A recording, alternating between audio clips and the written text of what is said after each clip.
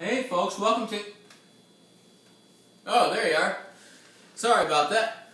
Welcome to another episode of Straight Talk Whiskey. I'm Nick, as always, and thanks for joining us for episode number 40 on our adventure here. And here today we have a special little beginning of a mini-series. Yep, we've done it before and we're going to do it again, and this time it's with a scotch. But not just any scotch, it's Ardbeg. And so I found this probably, maybe 6 months ago, 7 months ago, and I was looking around in the store just for something, talking with the owner, and he came up with this box of Ardbeg, which I thought was very, very lovely and very well priced, because we know that definitely the single malt scotches can get way up there in price. So this was a great, just little gift set. It's the, if I look on here, it's the Exploration Pack. Now the main bottle is the Ardbeg 10-year-old, which is what we'll start with today. But basically, because they're so high priced, you get into Ardbeg, Ugadal, and Corey Vrecken. We have miniatures in here on the other side, which is perfect, because basically the whole premise of doing these reviews is to find whiskeys that are affordable for most people, or a majority of people, or, you know, with a little bit of saving, you know, you could come up with money to get it if you can find it in your area. So it probably wouldn't be practical for me to go out and buy every single expression of Ardbeg, because I don't have those kind of funds yet. So, nice little container here, and we'll sort of lift this off here. This is nice and sturdy. This ain't no flimsiness going on here. And we're going to put this back, we'll put this in front of the candle over here, give it a little distance so it don't light up like, you know, a bonfire. So again, nice presentation going on here. You got a little stand that it can just sit there for presentation purposes. If you're inviting guests over, you can, you know, display it here, have your glasses laid out, and that sort of thing. So, just wonderful, as we said. Now, we're going to start. We'll do one a week, so we got 3 weeks of this. And we'll start with the Ardbeg 10-year. Now, we don't have enough time for me to say everything that I want to about Ardbeg. In general, as a whiskey, I feel that you are getting the biggest bang for your buck, basically, when you buy this product. Now, we have basically the epitome of, in my opinion, right, this is all my opinion, single malt scotches, and especially on Islay. Now, you might ask, what makes it different? If you haven't had this before, you know, what's it got going for it? Now, it's located in Islay, right, relatively, you know, comparably to other places around the world, a pretty small acreage-wise of land that's packed with a bunch of distilleries, as we know. Now, we have some people out there that are just crazy about peat, and they love those peaty Scotch whiskies and will do anything to get their hands on it. And some distilleries even make it a point to feature the peat in their whiskey. Now, Ardbeg is one of the highest, has the highest ratio of peat in it. And that's referring to the malted barley, which is peated. So they are at 50 parts per million, ppm. Now most on the island and in Scotland, if they are peated whiskies, range from about 10 to 40 parts per million. So we have 50 here. But it's not just a peat bomb type of whiskey. It is well balanced and offers a great plethora of flavor profiles in it. Now, it is definitely a snug fit, but that's fine. You know, you don't want it to go flying anywhere. Now, notice I've got my Ardbeg t-shirt on. Now, I got this at the whiskey festival we had here in Philadelphia, not too long ago, and it's nice. It's got the ultimate mission, and on the back it is the world's first distillery in space. So, as you probably followed the news, you can kind of see the whiskey that was sent up in space, and I believe it had, I'm not sure exactly the tasting notes that were on it. I didn't get too far into that yet, but definitely some interesting newsworthy bits about sending a whiskey up into space, which is interesting. So, anyway, what do we got here? We got a 10-year. Oh! Goodness gracious, we got an age statement, finally. Established 1815. They've been around for a while, as most distilleries have, their ups and downs and that sort of thing. But Ardbeg is really the forefront of, full disclosure. We talk about that a lot, of just giving a great whiskey. Notice the green bottle. Might be a little indication that the whiskey isn't as brown as a lot of the people like in their whiskey, right? They see a nice, robust, deep amber, deep copper whiskey, the color to it, and they say, oh, that's gotta be good. But here, we got the nice, classic green bottle. And they even make a point on here of the next thing I want to talk about, which is the proof. Now, this is bottled at 46% ABV, which we know is 6% higher than most whiskeys usually are. We usually see things bottled around 80 proof. What we have here is a 92 proof, which is just beautiful. Just having that option is wonderful. Also, says on the bottle, non-chill filter. Ooh. Doing something else right. Again, listening to the masses. Oh, God. Look at that. You can even just, taking a look at that nice pale gold color. There's 10 years there, and ex-bourbon barrels, first and second fill, nothing more, nothing less. I believe some of their other variations might be aged in the sherry cask. Sorry, I lost it there for a minute. Don't know where my head was at, but definitely light color. See? These are the types of things that most distillers don't want you to see, because they feel like people won't buy it if they see stuff like that. What else do we got on here? Like I said, non-chill filtered. It touts, all the accolades and stuff like that it's won over the years. Again and again, it comes up in whiskey competitions, just winning award after award, and you don't win awards for nothing, folks. So, some people are into awards, some people are not. Sometimes it's just about what you like and that sort of thing. You go out and buy what is top rated all the time, might not be to your liking. So, just make a point of trying it first and, being your own judge, really. So, we've got little miniatures here of Corey Vrecken and Ugadal, which will be really interesting to taste in the next 2 weeks. And then on the third week, so this will be the first installment, we'll do sort of a overall comparison between the three after doing each one for you. So, we also have the trusty water pitcher. Again, if you haven't watched any of my reviews, we like to have some nice filtered water. If you've got a water filter, Brita is what I use. That's not a plug for them. And basically I just got a little water dropper. I thought it was interesting. But you can just use a spoon or whatever. And start slow, especially if you have an older whiskey.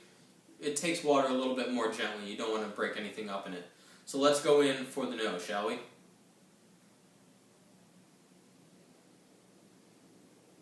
Whew. So first, what you get is this nice, fragrant, lemony, lime sort of, but definitely the peat is in there. Make no mistake about it. But also in there is some more exotic, more tropical fruits in there. Hint of grapefruit. Some orange, lemon zest in there, but also the vanilla character and some other notes from the ex-bourbon barrel maturation.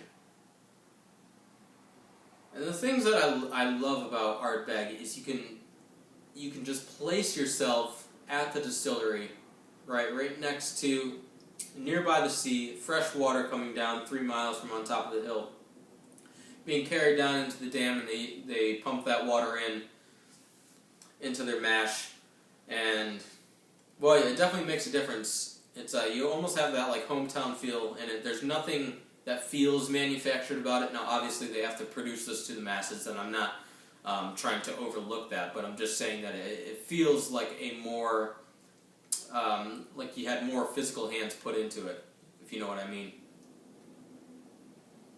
So let's go in for a taste.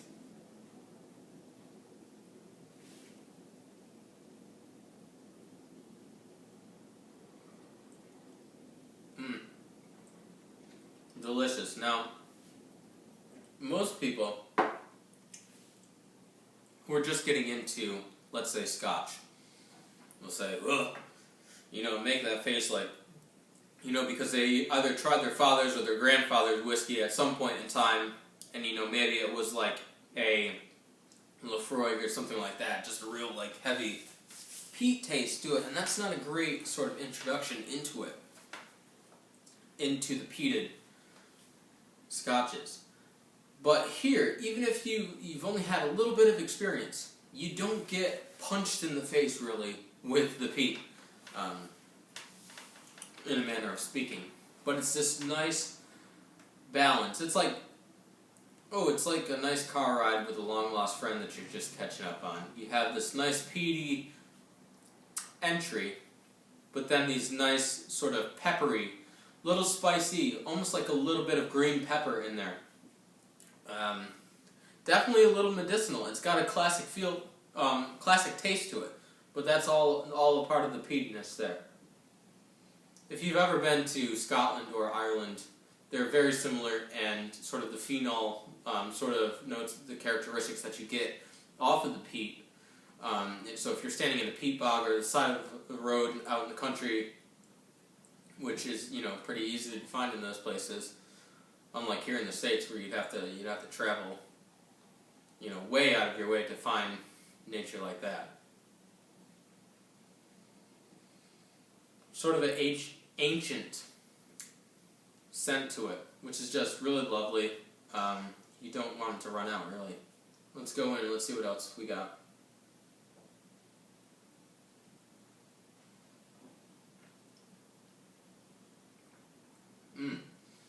Just full. You just know why it wins awards countlessly. Every year it seems to come up more and more awards, and it's because of just the superior quality that's in here. The 46% ABV definitely helps that out. And I'm not adding too much water here, but just a little bit, just to see kind of what goes on in here. Oh, what the hell is that? It's getting a little cloudy in there. I wonder what that is. Well, that's the non-chill filtering there, folks. And so basically that's what you get when you got all the different parts and characteristics that come in from, the barley, the fermentation process, the mashing process. They've got, in the mash itself, they have a certain ratio of, of the types of that grain that are in there, be it the husk and things like that. All this sort of thing, even the maturation, leaves little particles, some slight proteins, different things like that, different characters, minerals, and that sort of thing, that make this sort of cloudiness in the glass, which is referred to a lot as Scotch mist. And what that is a sure sign of, naturally made whiskey. Now, it doesn't say that, oh, that must be good, but it's saying that they haven't gone through the real sterilization of the whiskey, you know what I mean? Trying to chill filter it and take out all the impurities. Again, trying to add, caramel to it or something like that to make it look like something it's not. None of that is going on here. It's just you have great upfront presentation here, which totally lands in the nose and in the taste.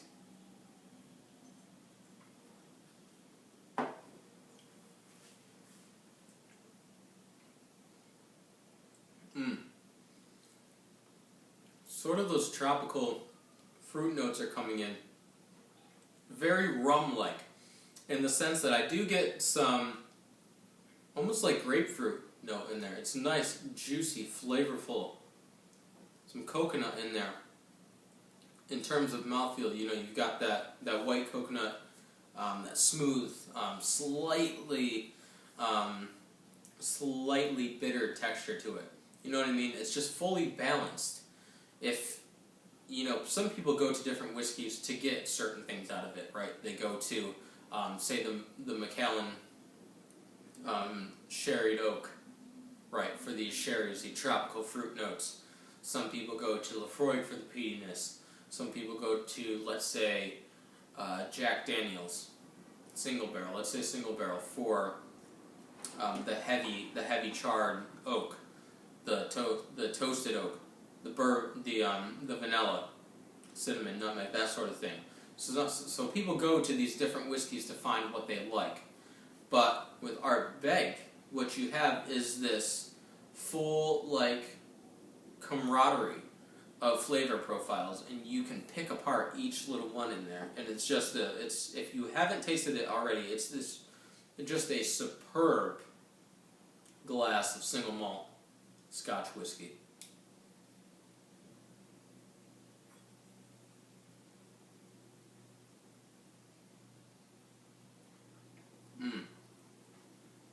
So natural, so pure, tasty. Even like a little bit of honey note that sort of coats the tip and the edge of the tongue as it goes down. I mean, every time you taste it, you get something different.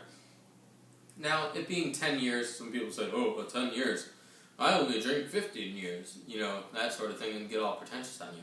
They'll think that 10 years is young, but hey, in this day and age, we're lucky that we have a whiskey, you know, every time I get this out, it's trifling, that is no age statement or, you know, is mixed with very young whiskeys, you know, 3 years old. They'll say it's a 5 years old, but, you know, most of it is not well-aged quality whiskey. But what you have here is something that is going to stand the test of time, meaning that if you leave it out, if you add a little bit of water, things are only going to change for the better, right?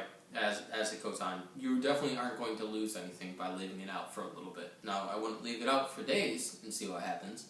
I tried that experiment before with some other whiskeys, and that did not turn out too well. So, there is, you know, say, a shelf life for leaving your glass out in the open, but some people have little lids, and I have it on a Capita, a nosing glass, and a lot of people use for tasting, and you just sort of set the glass lid on top. And that sort of, you know, prevents a good deal of oxidation and that sort of thing. But also, I'll go back to the water. Now, I just poured this from Brita. That way, I didn't use too much of it. But usually, I would pour it well before I'm going to do any whiskey tasting, especially if it's in depth, right? If I'm doing a review and that sort of thing. Because you want it sort of at room temperature. You don't want the chill, the coldness of the water to chill any of the flavors that are in there, or numb anything that's going on in your whiskey. So just be mindful of that. Room temperature is fine.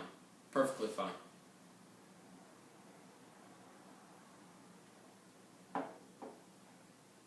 Alright, I'll stop tasting it, because you probably, if you can, are probably online trying to order it, or maybe you're trying to find your keys to get out the door and go buy a bottle of this if you don't have any already. But give it a shot. Let me know what you think. Next week we're gonna do one of the two. Doesn't really matter, because we're gonna do them both eventually. It's a toss-up. We'll see what happens. It'll be in the moment when it happens, and it'll be great. I'm sure you could probably guess which one it's going to be, but we'll have more information for you on that next week. Let's go in for a score. We ain't gonna be too shy about the score here. For week number 40 on Straight Talk Whiskey, we got a 97 out of 100, folks. It's probably the highest score that we've given out here. I think I would have to go back, you know, and I'm not going to. But I think 97 is one of the highest. It's definitely one of my favorites in terms of Scotch whiskies. You know, when people ask you what's your favorite, what's your favorite whiskey? And I usually say, well, it depends on, which type of whiskey you're talking about. Because we can say American whiskeys and bourbon, Canadian whiskey, Irish whiskey, or Scotch, or world whiskeys. You could go into your Japanese whiskey and other things like that. French whiskey, that's an up-and-coming category. So, in terms of single malt Scotch whiskeys from Islay, definitely Ardbeg takes the cake there. So, I don't want to keep you too much longer, but it's been a lot of fun. This is episode number 40. I'm Nick, again. If you're going to drink responsibly. Look out for each other. Be safe, be smart, and we'll see you next time. Cheers.